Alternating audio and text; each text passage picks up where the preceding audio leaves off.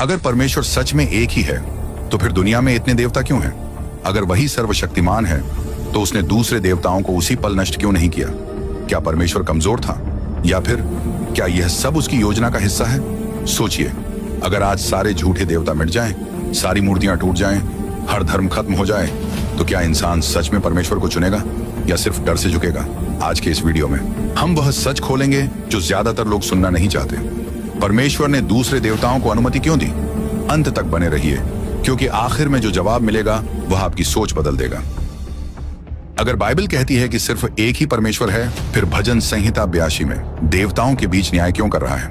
क्या बाइबल कई देवताओं को मानती है या फिर यह अध्याय कुछ और ही उजागर करता है? आज के इस वीडियो में हम उस अध्याय से शुरुआत करेंगे जिसे ज्यादातर लोग पढ़ते तो हैं लेकिन समझते नहीं। भजन संहिता 82, वेयर गॉड जजेस द गॉड्स। भजन संहिता 82 को समझे बिना यह समझना असंभव है कि परमेश्वर ने दूसरे देवताओं को एग्जिस्ट करने क्यों दिया।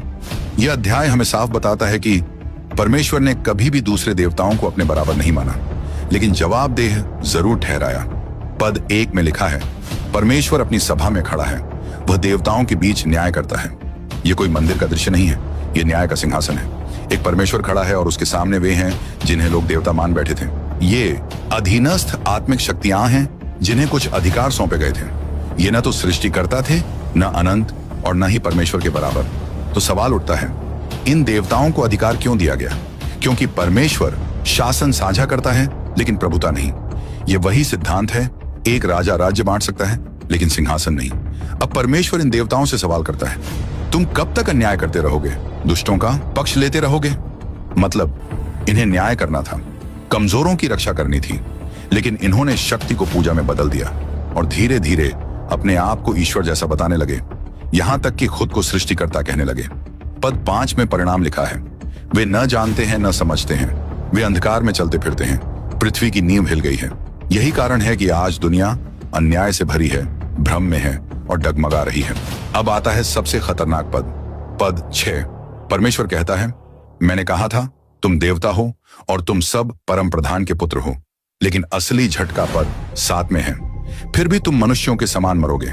यानी यहां साफ लिखा है, देवता कहलाने का मतलब अमर होना नहीं है, परमेश्वर होना नहीं है।